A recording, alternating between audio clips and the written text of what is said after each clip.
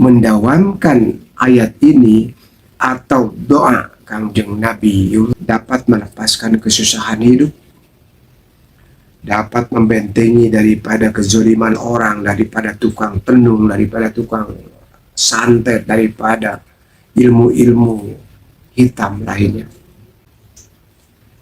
Diberikan kemudahan-kemudahan dalam segala hal, mengunci daripada kezaliman orang lain, daripada kezaliman makhluk Allah yang lain. Caranya, itu akan mengunci diri sahabat daripada kelakuan-kelakuan iblis iddaji laknatullah yang berbentuk kezaliman manusia.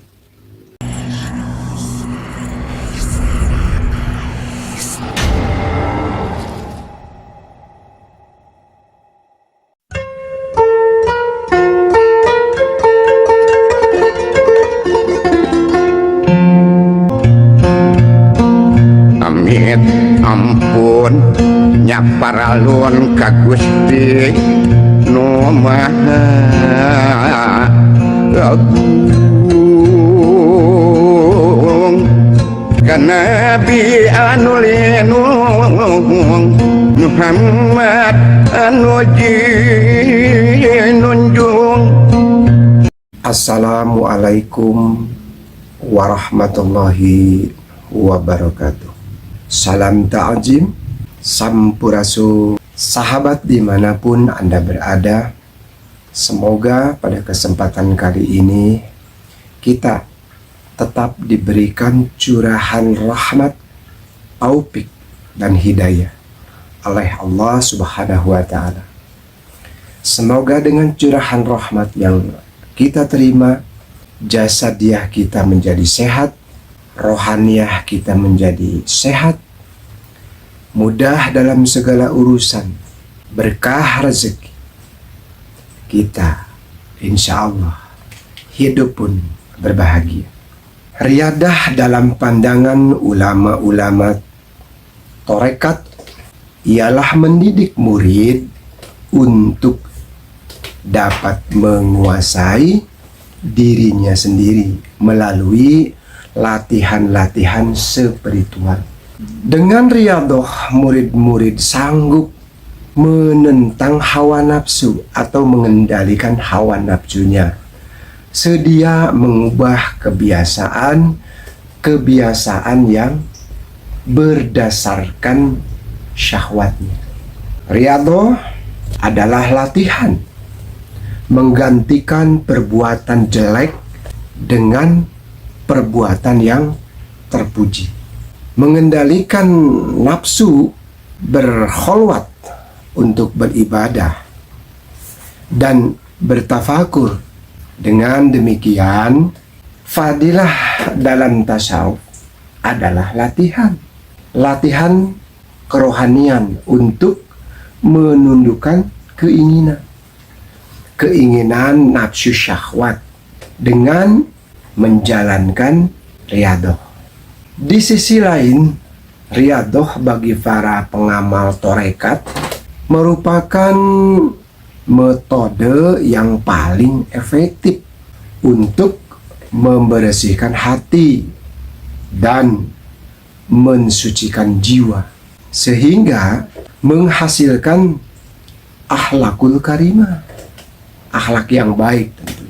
Menurut kalangan sufi, riyadah dalam arti tersebut pernah dilakukan oleh baginda Nabi Muhammad Rasulullah SAW ketika berkholwat di Gua Hira atau Jabal Nur, dengan melatih diri, mengasah jiwa, berzikir, merenung, muhasabah, memperhatikan kejadian alam semesta, memperhatikan keadaan masyarakat yang penuh kejahilan dan kerusakan dalam berbagai aspek kehidupan ini. Setelah menjadi Rasul, ia tetap menjalankan riyadah, melawan hawa nafsu, mujahadah, dan tekun beribadah seperti sholat malam, sehingga kakinya Rasulullah SAW bila mana menjalankan sholat malam itu bengkak kakinya. Ada salah satu pondok pesantren di Jawa Barat yang biasa menjalankan riyadah. Riyadah tersebut biasanya disebut dengan tasawuf. Tarekatnya lebih berfokus kepada mendidik ruhani dalam membentuk karakter ikhwan dengan amalia. Riyadahnya sebagai benteng tasfiyatul qulub dan tazkiyatun nufus, pembersihan hati, penyucian jiwa. Firman Allah Subhanahu wa taala dalam Al-Qur'anul Karim dalam surat Asy-Syams ayat 7 sampai 10 yang artinya, dan jiwa serta penyempurnaannya, ciptaannya tentu. Maka Allah Azza wa Jalla mengilhamkan kepada jiwa itu jalan kefasikan dan ketakwaannya. Sesungguhnya beruntunglah orang-orang yang mensucikan jiwa itu, dan sesungguhnya pula merugilah orang-orang yang mengotorinya. Para sufi sepakat bahwa zikirullah secara istiqomah adalah metode paling efektif untuk membersihkan hati, tasyaifatul qulub, mensucikan jiwa, tazkiyatun nufus, dan menghubungkan ke hadirat Allah ilahi Rabbi sohibul wushu. Ruh segala ibadah adalah zikirullah. Dengan terus menerus mengingat Allah Azza wa Jalla akan melahirkan mahabbah dan ma'rifat kepada Allah Subhanahu wa ta'ala. Ma'rifat tirakat atau riyadah. 1. Mendapatkan ilmu manfaat dan barokah. Kedua, dapat menjaga kesehatan jasmani maupun rohani. Ketiga, manfaat dari riyadah itu adalah mencetak manusia yang cerdas dan berakhlakul karimah atau berkelakuan baik. Yang keempat, manfaatnya menyadari bahwa hakikat manusia adalah makhluk yang dhaif atau makhluk yang lemah. Terkait riyadah atau tirakat, keprihatinan dalam kitab Ta'lim Muta'alim diceritakan ketika Nabi Allah Musa alaihi salam menempuh perjalanan dari Mesir menuju Madian. Kemudian perjalanan dari Madian kembali ke Mesir, jadi bolak-balik. Beliau sama sekali tidak mengeluhkan keletihan dan kepayahan. Tetapi ketika beliau mencari Nabi Allah Khidir alaihi salam untuk tolabul ilmi, menuntut ilmu darinya, Nabi Musa alaihi salam mengalami kepayahan dan mengeluh dalam hatinya. Sungguh aku merasakan kepayahan di dalam perjalananku. Quran surat Al-Kahfi, Allah Subhanahu wa ta'ala berfirman, maksudnya mencari ilmu itu butuh torekat, membutuhkan kesabaran dan perjuangan demi mendapatkan kesuksesan, tentunya kesuksesan pendidikan atau kesuksesan dalam mencari ilmu. Sahabat, mengapa menceritakan tentang riyadah, tentang kholwat sebelum terfokus kepada materi yang sebenarnya? Sesungguhnya salah satu kalimat ini, apabila kita tidak yakin dan jauhnya tidak menjalankan torekoh, tirakat atau riyadah, bahkan kholwat, hampir memang tidak ada manfaat daripada khodam yang menjaga kalimat ini. Dengan adanya kita menjalankan torekat itu adalah toriko, riadoh itu juga hampir sama seperti itu, kholwat. Jadi memang kalau kita belum menemukan seorang guru mursyid yang mengetahui tentang bagaimana hikmah kalimah daripada yang akan dijalankan dengan toriko, dengan riadoh, memang hampa rasanya. Tapi kalau sahabat sudah menemukan seorang guru mursyid yang akan mengajarkan tentang satu kalimat, tata cara mengamalkan kalimatnya dengan riadoh, dengan toreko, bahkan dengan kholwat, insya Allah satu kalimat itu akan mustajab, sahabat. Bismillahirrahmanirrahim, semua orang itu pasti bisa. Tapi 1001 orang yang akan dengan bismillah dia bermustajab bismillah itu. Nah, ini yang akan sampaikan. Ini ilmu yang sangat luar biasa. Baik, catat, camkan ini, silahkan siapkan pena untuk mencatatnya, karena khawatir tidak bisa langsung mencerna, tidak bisa terijajah dengan menerap di pikiran dan kolbu, tidak bisa nyampe di telinga dengan baik. Tulis, tidak apa-apa. Semoga ijazah ini juga menjadi manfaat kepada seluruh sahabat dan mudah-mudahan kita semua berkah. Ilmu ini sangat dahsyat sekali. Faidahnya, kita tidak mungkin lagi terserang oleh ilmu teluh. Kalau bahasa Banten itu ilmu teluh, bahasa Sunda teh warajit, bahasa Indonesianya itu tenung. Itu tukang tenung, santet. Insya Allah kita akan terjaga dari semua itu. Karena dengan kalimat itu, iblis sendiri mengatakan di situ, dia paling takut dengan kalimat itu. Jangankan kena, dengar dari jauhnya pun mereka sudah kelelahan dan mereka akan terpukul dengan kalimat itu. Entahlah Allah bagaimana memukulnya. Yang jelas, kalimat ini apabila sahabat dakwamkan dengan penuh rasa yakin, percaya diri, insya Allah kalimat ini akan barokah. Baik, kalimatnya adalah kisah Nabi Yunus saat berada di perut paus. Banyak tertera di kitab-kitab sejarah Islam. Sebagian besar ulama telah mengamininya. Selama berada di perut ikan nun atau ikan paus, Nabi Yunus alaihi salam tak henti-hentinya memanjatkan doa kepada Allah Azza wa Jalla agar dapat menyelamatkannya. Dan doa tersebut pun diabadikan oleh Allah Subhanahu wa Ta'ala di dalam Al-Quranul Karim surat Al-Anbiya ayat ke-87 yang berbunyi, La ilaha illa anta subhanaka inni kuntum minadh.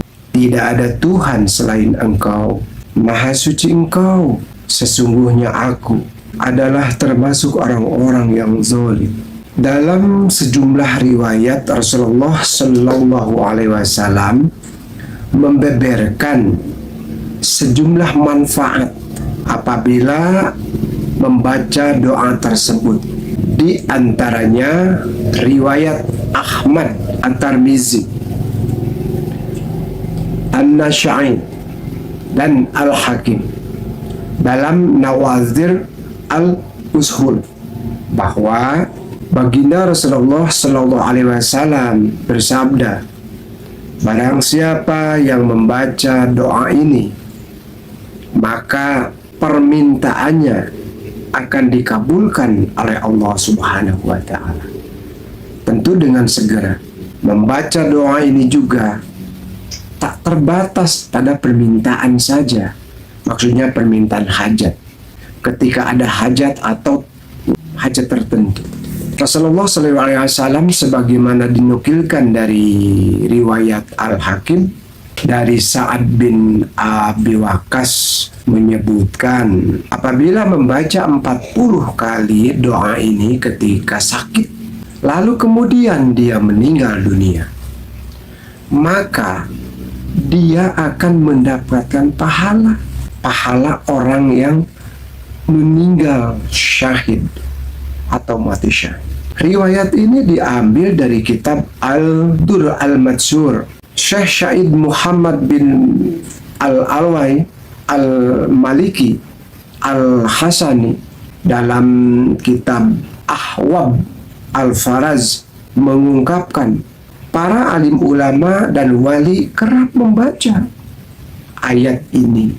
Ada yang membacanya 40 kali setelah sholat subuh tanpa terputus sama sekali. Ada yang membaca tiap hari 1000 kali untuk tujuan akhirat dan duniawi. Jadi yang 40 kali maksudnya tanpa terputus itu dari hari ke hari, setiap subuh lah, melakukan dawam atau riadoh zikir seperti itu. Keutamaan dari Rasulullah SAW mengatakan bahwa apabila kita rutin mendawamkan ayat ini atau doa Kangjeng Nabiullah Yunus alaihi salam, maka banyak sekali faidah-faidah yang didapatkan. Ya, pertama, dapat melepaskan kesusahan hidup, dapat membentengi daripada kezaliman orang, daripada tukang tenung, daripada tukang santet, daripada ilmu-ilmu hitam lainnya. Dimudahkan dalam segala urusan, diberikan kemudahan-kemudahan dalam segala hal untuk duniawi dan ukhrawi. Bahkan banyak sekali ulama-ulama besar telah membuktikan dengan riadoh, dengan kholwat, dengan ayat ini, membuktikan sangat luar biasa. Namun di sini akan hanya memberikan sedikit ijazah agar senantiasa para sahabat bisa melaksanakannya. Ya, yang pertama, bacalah setiap selesai sholat itu 7 kali saja, 3 kali atau 1 kali. Rutin. Insya Allah dengan merutinkan mendawamkan hanya 1 kali, apalagi bisa 3-7 kali, apalagi 40, itu luar biasa. Dan rutin tentunya. Kemudian yang lebih baik lagi adalah tidak pernah terputus, baik sholat wajib dan sunnah duha ya, siang itu. Namun ada salah satu tambahan sahabat. Setelahnya sahabat mendawamkan kalimat doa la ilaha illa anta subhanaka inni kuntum minadz zalimin, ada salah satu kalimat penambahnya untuk mengunci kezaliman orang lain daripada kezaliman makhluk Allah yang lain. Caranya, ambil nafas dari mulai pusar, bayangkan ke ubun-ubun, ke kepala. Kemudian menengok ke kanan sampai ke di sini. Kemudian terakhir nengok ke kiri. Itu akan mengunci diri sahabat daripada kelakuan-kelakuan iblis idajilaknatullah yang berbentuk kezaliman manusia. Kalimatnya adalah la ilaha illallah. Ulang. Ambil nafas dari pusar sampai ke kepala ubun-ubun. La, bayangkan satu kalimat. La, kemudian belok ke kanan. Ilaha, di sini. Illallah. La ilaha illallah. Lakukan itu setelah menunaikan sholat wajib dan sholat sunnah. Insya Allah dengan kalimat La ilaha illa anta subhanaka inni kuntum minadh dhalimin. Kemudian sahabat membaca pernapasan dengan napas ditarik dari pusar untuk mengunci ke ubun-ubun, kemudian ke sini, kemudian ke kiri yang terakhir, illallahnya terakhir dibuat. Itu adalah cara riadoh tarikoh Naqsyabandiyah yang diajarkan oleh Kangjeng Syekh Abdul Qadir Al-Jailani. Semoga ijazah-ijazah yang mungkin sederhana ini, karena sahabat pasti sudah bisa, namun hanya tata caranya saja yang kurang mengetahui.